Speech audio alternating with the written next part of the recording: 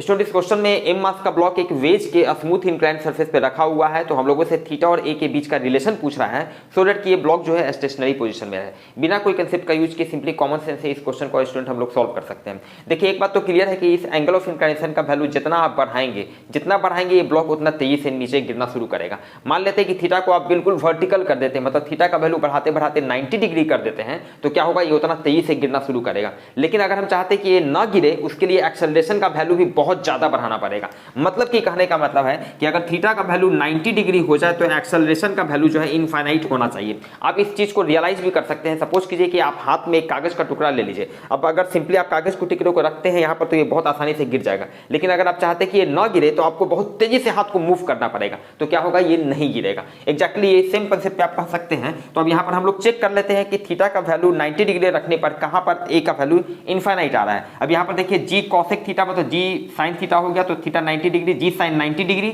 और इसका वैल्यू आ जाएगा जी हो जाएगा। यहाँ भी जी बाई साइन 90 डिग्री, साइन 90 का वैल्यू 1 मतलब ये जी आ जाएगा। ये कॉस 90 ये 0 हो जाएगा और ये जी tan 90 डिग्री मतलब ये इनफाइनाइट हो जाएगा। And so D is your answer.